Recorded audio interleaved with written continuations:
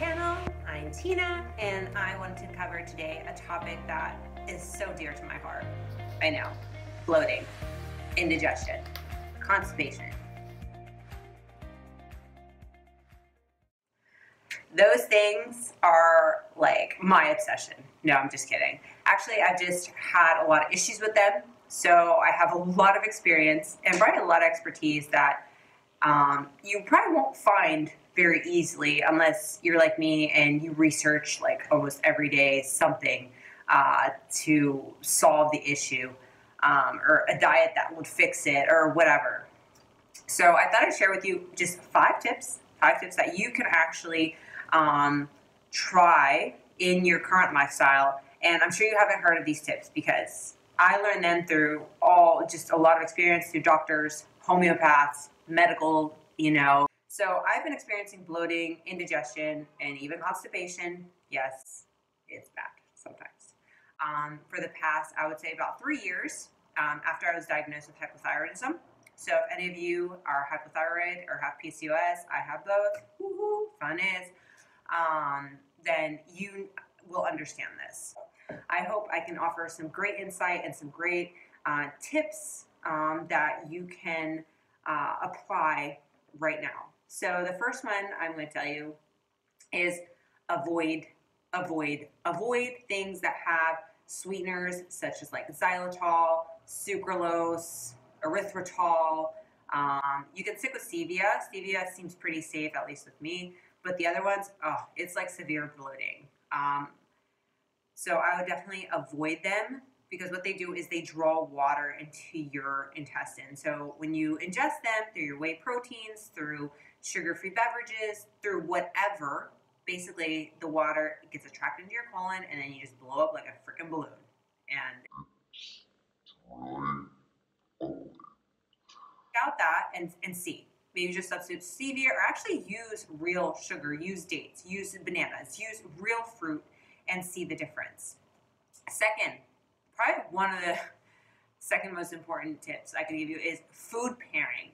Food pairing is essential to your bloating and indigestion and constipation. I learned this the difficult way and many years later because nobody really explained this to me properly. I would get like bits and pieces even from doctors until I started researching and I was looking at the paleo and then I would look at the candida diet because I had candida due to all my gut dysbiosis, IBS, and everything freaking bloating and growing inside. It's ugh.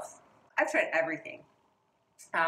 So what I've learned from every person I've ever paid is basically there's the food pairings that are super important. For example, if you're eating protein, you don't want to pair it with another type of protein. So for example, the worst thing you can do is pair, for example, beef with beans. You could be digesting for up to 12 hours. Pairing meat with cheese, very difficult digestion. Pairing fruit with meat, after you do that, they're different, there's different enzymes necessary to break everything down. So you don't want to do that.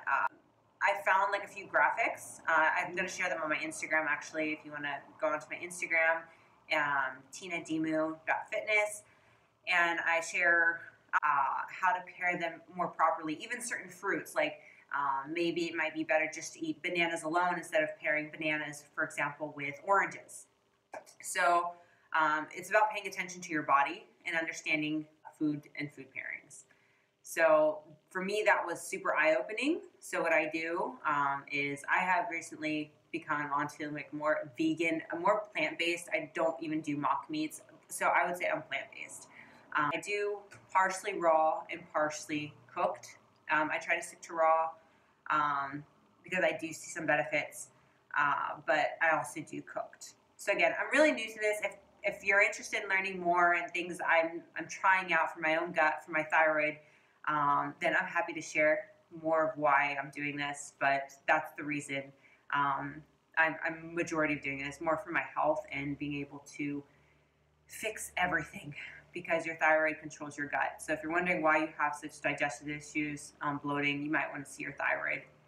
It's a pretty important organ in this.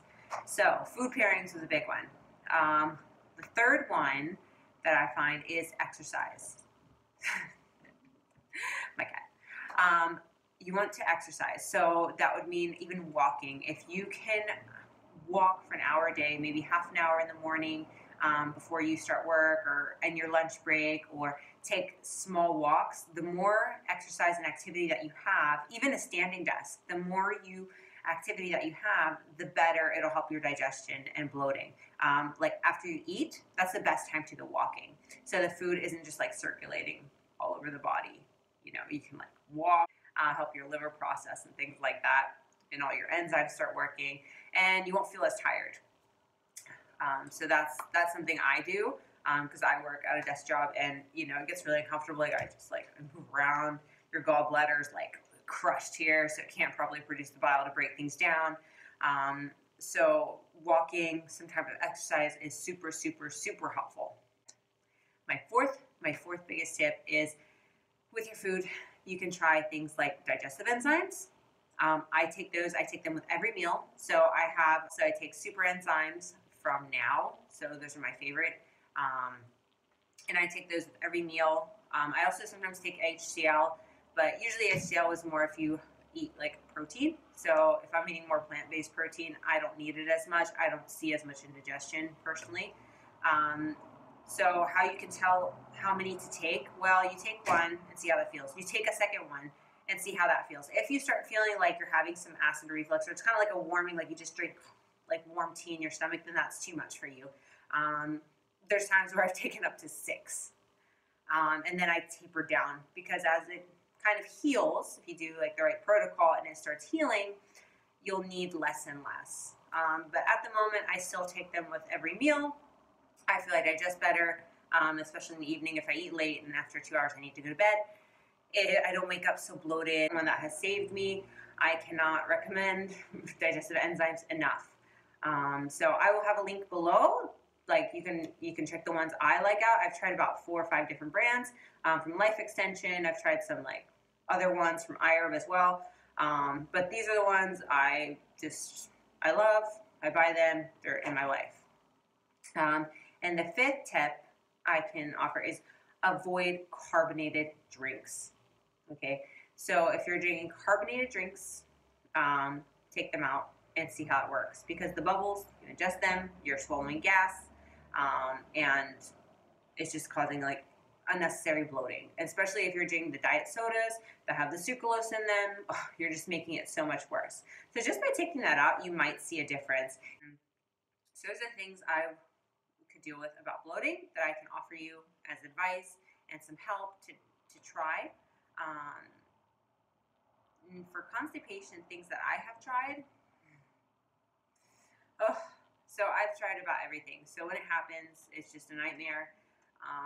This is my advice. So if you're getting off the topic of bloating, if you are experiencing constipation, these are just some methods I've personally tried. Again, I'm not a practitioner. This is just from experience. If I'm not to the point where I'm saying like, oh my God, I need, I try to take a natural laxative or something that's a fiber supplement laxative. If it gets to that point, I will try everything else before. So what I first do is I figure out there's something probably wrong. Maybe there's parasites, maybe I ate, I don't know, a certain bean. It happened to me actually the other day. I made some vegan pizza. I used yellow split peas and I made a pizza crust. It was amazing, but the next day was crazy. And as you can see in this clip I'm showing you, like my stomach is huge. Like I look like I'm pregnant. Like it hurt so bad. So what I did was I just basically intermittent fasted. So I didn't want to give my body anything to eat. I did try drinking some warm lemon water with some ginger and cayenne pepper. That didn't work. Now, supposedly people tell you it works. Again, I don't know. Maybe sometimes it does. For me, it just felt worse. I don't really know, but people will say praising lemon water. Again, if you have a histamine intolerance, so if you're a person that has like mucus buildup, headaches, anxiety, all these different things after you eat certain foods, you might have a histamine intolerance. And lemons can make it worse. So maybe I have a histamine intolerance. So I've tried to remove these, but that's a whole nother topic. So I just basically was drinking water, and it was kind of weird because I would like feel hungry, but I was so bloated. It was really weird. The only thing I could do is I just tend to go to fruit. For me, fruit is the easiest thing to digest. My body can just, take it in and take it out pretty fast compared to other foods. So if I'm feeling bloated or indigestion and I'm hungry, because it's a very awkward, either I stay till broth soups or I will go like a fruit route of like some berries, things that are low sugar, things that won't, cause too much indigestion, because I'm not pairing fruit with anything else. Again, food pairing is important. So if you're going to pair fruit with fat, it's a really, really bad idea, and don't do it, because you're going to cause a lot of indigestion. Fat slows the digestive process. And if you have IBS, you do not want to be on a high-fat diet. You've ever had constipation on keto and you have IBS, then you probably know that. So if you do have constant bloating, I would recommend a lower fat diet, no more than 20% of your diet. You will be fine. Your hormones will be fine. Don't worry about it. People freak out, but it's not true. I actually do so much better on a low-fat diet and a very high-carb diet as opposed to a high-fat, low-carb, all these different things. Even though I'm 33 years old, I can tolerate them just fine, and I keep losing weight. I'm much fuller, and I don't crave sweets all the time. So again, diets are another topic, but if you are a person that IBS, bloating, indigestion, constipation, switch to more a fibrous diet. So you don't want to overdo it, and you also don't want to be eating, if you're doing vegan or trying to do vegan, you don't want to be eating fibers that you can't digest. So definitely soak everything. Soak your nuts, soak your beans, soak your oats, soak whatever you can to help your digestive tract. So by not soaking, it makes it more difficult, because of course beans, legumes have a protective shield. So when they have a protective shield here, they're protecting you from eating them.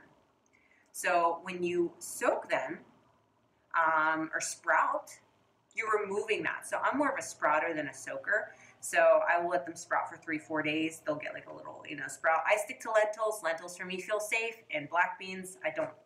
Other beans are kind of 50-50. So I sprout. I feel more comfortable, and I soak. If I do soak, I soak them for 24 hours, or you can actually cook them, remove that excess water. That I think is like, this is a tactic I've heard of. My mother was telling me, she's like plant-based 100% all the time for a few years now.